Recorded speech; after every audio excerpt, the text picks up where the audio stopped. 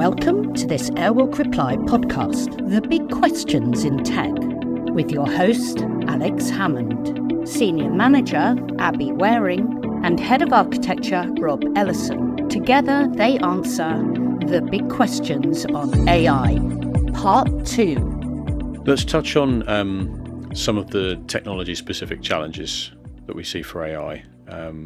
In terms of because I think our view is that, and correct me if I'm wrong, our view is that there's some baseline elements that we think need to be in place in order for you to be able to do AI properly. Yeah, so there's lots of kind of foundational elements that are pretty critical. AI and generative AI is going to be no use without access to data and corporate data. So it's trained on, large amounts of data that aren't necessarily specific to your organization, unless you're, extremely mature organization with a lot of money to spend on it. So you've got to give it the right information so it can respond properly. Historically, a lot of organizations aren't particularly good at that, having an API layer. Some banks are pretty good at that. Other companies really not. It's kind of scattered information. There's no structured way of getting access to it. I think a good way of looking at it is if you're a human and you want to, ask the data a question, do you know where to get that data from? Yeah. If you don't, there's not much chance an AI can know where to get the data from either. Whereas if you've got a well-structured catalogue, and some of our customers have got, quite mature systems here where they've catalogued all their APIs, all the APIs are well described, how to interact with it, what data is expected to go in, what data is expected to come out. Those guys are going to be a million miles ahead in terms of leveraging generative AI. They're in the minority, though, right? From what we definitely are in the minority. We've seen. I mean, we sort of laugh that there's generally a picture when it comes to AI, and it'll have a little magical box that says data on the left. And that it's like, well, that's just happened. But actually, there's a huge amount of work to make that happen, isn't there? And there's also having data in the right formats as well. So having it kind of chunked up into things that can be used for semantic search. So, not searching, not using specific words or specific phrases, but using phrases and words that are like the word. So, I could ask it about a computer and it would know a phone or a smartphone is fairly similar, or you might mean PC, or you might mean terminal. I don't know. That's a bit old school, isn't it? But yeah, having that kind of similarity search and that semantic search capability across your data as well. So maybe just having access just to an API, maybe not good enough. It might have to, it depends on the data, you might want to bring it back. If it's an API that's, fetching specific data or putting specific data, then maybe that's okay. So it's a balance and, working through those use cases and looking at what data you need for that use case to work, and then how you're going to access to it. You don't want to kind of make it too prescriptive. You want to let the AI decide where to go. That's the optimum. Rather than saying, if this, then that. That's kind of taking away from the benefits again. Do you think organisations need to be focusing on cleaning up their data and the documentation around it that you just mentioned before they even really start getting into development with AI? Yeah, absolutely. I mean, and some of those, the low-hanging fruit that we talked about earlier on, a really good one is I want to be able to simplify access to technical documentation or non-technical documentation. That's great. Where's the documentation? Is it real? Is it up to date? Is it kind of lagging or leading, which is always the problem? If they haven't got that kind of, source of truth, again, how, if you're a human... It's rubbish in, rubbish out as well. Exactly, yeah. If you're a human and you want to look at a documentation on something and you can't find it, how is a system going to find it as well? So if you need that logic. If you're a huge organisation that's got a rambling estate of data and systems, how do you tackle that? Do you limit the scope of what tools can access? Or yeah, maybe there's a job. I mean, one of our bigger customers we spoke to about this exact problem. We've done a proof of concept for giving people access to technical documentation for a platform. It's like a massively complicated platform, tens of thousands of people using it. And they want to reduce the toil on people explaining how to do things. So there's documentation. We built a system to ingest that documentation, chunk it up like I explained before, so you can do semantic search. Works really well. But then we kind of came to the problem of, right, we've proven it. Let's give it access to the real documentation. Where's the real documentation? We don't know. It's everywhere. Yeah. So maybe there's an opportunity there to use AI to understand the documentation, ingest it from all the sources, work out which one is more likely to be the right answer, and then have a human in the loop to say, yes, I agree, that's the right one. Let's store it somewhere where it can actually be used. I think there's some good opportunities there. What about the question, do I need to be on the cloud to use AI? What's the view on that? I think it probably makes it easier if you're on the cloud, because you can use GPU for seconds rather than having a extremely expensive cluster in your data center that's going to be quite hard to manage, look after, all the problems of on premise, but with a cost kind of magnified significantly. Yeah. But I think exactly the same as cloud, really, and people don't really talk about that much, but if you've got a fairly kind of consistent workload, you're using the capabilities that that you can put on prem, it's going to be much more efficient to do it on prem. Yeah.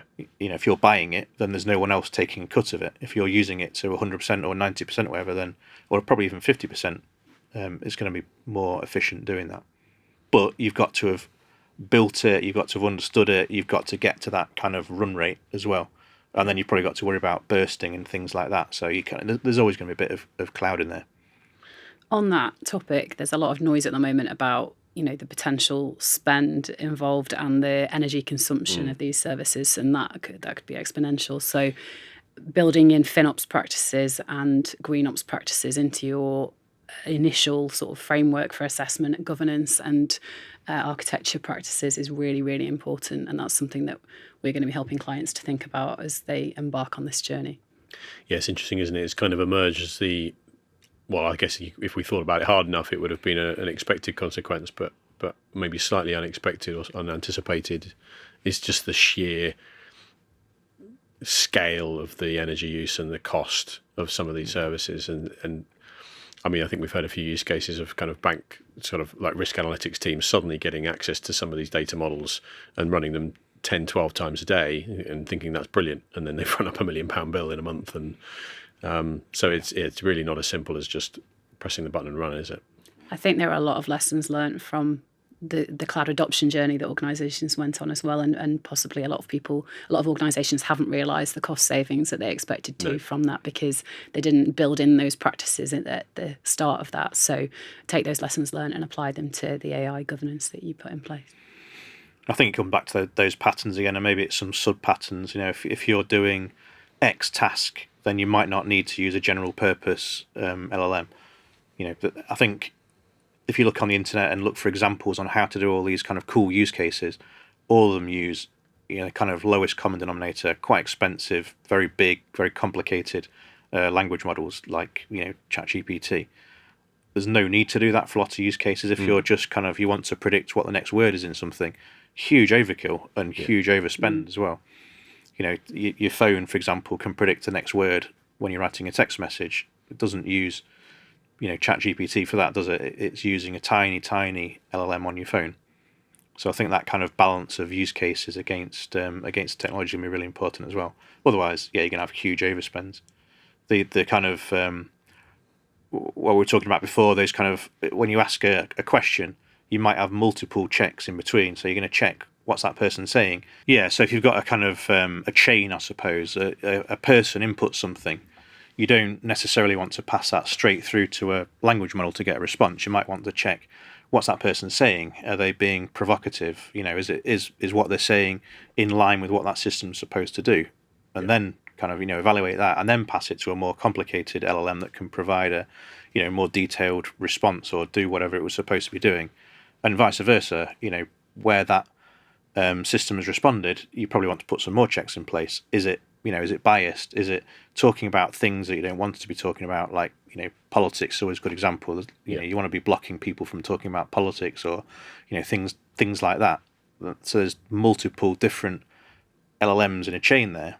Do you want to be using the most expensive one? Yeah. The biggest one at all those points? Probably not, because it's quite simple checks in some of them. Yeah. In some cases, it's just a kind of, mathematical thing rather than having to pass it to a complicated language model as well. So in terms of how we're looking at helping clients to enable AI, talk to us a little bit about how we're thinking about that and the approach that we're taking, because I think it's fair to say it's slightly different to what we're seeing from a lot of other service providers in the market, and certainly the way that the clients are approaching it is a bit different. I think it's quite a gun-ho approach. I think a little bit. There's there's a million co-pilot proof of concepts and testing kind of schemes going on that are maybe generating value, maybe not. I think we're taking a slightly different tack, aren't we? Yeah, I think co-pilots are probably, that's more of a kind of cultural and human change that needs to be managed, which is obviously really important. You know, there's lots of extra technology there. You probably want to be helping people understand that what comes back from that isn't necessarily, you know, gospel. You shouldn't be taking that and just pressing send straight away as an example, or, you know, dumping it all into your document and going, right, cool, I'm done for the day. Yeah. I'm off. You need to check it, still understand it. It's just kind of helping you kind of draft something, I suppose, and, you know, educating people into that is probably the big thing there. And also, just on those kind of assistive LLMs, it's what access to data has it got? We were talking the other day about, you know, some of the Microsoft Copilots, for example. It has access to everything you've got access to, either accidentally or deliberately. So if you've created a file, for example, in you know, on your laptop in SharePoint, wherever, and you've made it open to everyone by mistake, the LLM's got access to that. I don't have to actively go and find it. It's in there in the data. Yeah. And if I happen to ask it a question like, what's Alex saying about Rob? It's going to regurgitate it. Probably quite dangerous in some cases. Obviously not in that case, because it'll be good stuff. Yeah. In terms of the steps that we're taking, or, you know, helping clients to take at the moment to start their journey, I think that we've talked about it already, but that initial getting a handle on their data and APIs and getting a handle on the use cases that are already in development, creating that business case framework and a framework for ethical use that's got principles and actionable steps for developers, governance processes in place, patterns and initial development established so that people are doing things in a consistent way. Yep. Looking at the agility of processes, so business change processes may need to be, for example, releases might need to be more frequent with prompts as they are with code, so there might need to be changes there.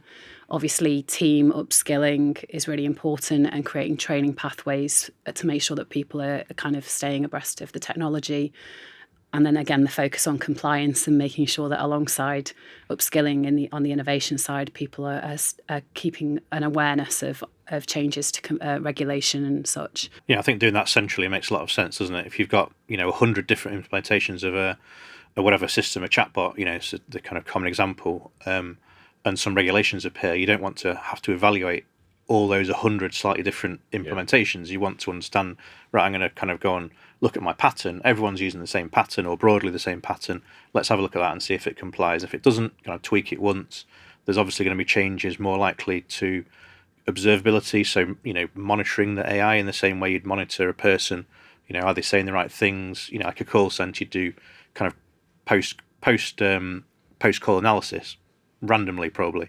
With AI, you can do it for every interaction, probably, and measure whether it's responding to things in the right way. You can measure bias. You can, you know, measure all these things and kind of chart it. So difficult, I think, to you know, it's a language model. So what you put in is not necessarily what comes out every time. It's going to be different. So kind of having those preventative controls is quite different, but having, you know, reactive controls is going to be really important. And I suspect that's what the regulations, if they're sensible, that's what it'll end up being. So in the same way that you've got someone who's responsible for, you know, lending, for example, it's a person, you have some pre-checks to, you know, vet the person, understand they're the right person for the job and they're, you know, trained appropriately. And then kind of after the fact, you'll be, you know, doing performance reviews, you'll be looking at what they've lent, the decisions that they've made. I think it needs to be treated in exactly the same way. And hopefully that's what the regulations end up saying. If it's kind of more prescriptive than that, then I think it will probably stifle innovation massively. But yeah, getting ahead of that curve is going to be pretty critical, so that when those come in, you've already got your, you know, observability platform. You know how you're doing your monitoring. You know how you're doing your preventative steps. You've got your kind of your suite of documentation that proves to the regulators or whoever really that you're doing the right things and you understand what you're doing. Doing that once is going to be, massively valuable. So, I mean, think of the amount of saving there. So yeah, the observability and monitoring, but then continuous improvement as well off the back of that, and just make sure the processes are in place to keep evolving and getting better at this stuff. Yep. And I think also just building on your culture of responsible development, because there is great power in these tools, and that needs to be really embedded in the development teams. It's all very exciting, but everybody needs to be conscious of the dangers and the ethical concerns as well. It's like we said earlier, isn't it? It's really easy to churn something out that looks really cool, but it might be quite dangerous from a brand perspective, dangerous from a legal perspective, or dangerous from a people happiness perspective. Yeah, true. And that's about the kind of introduction, isn't it? The kind of business change. We've just built a really cool system. It's going to stop you from having to respond to emails to customers. Your job is going to change. It needs to be managed fairly carefully.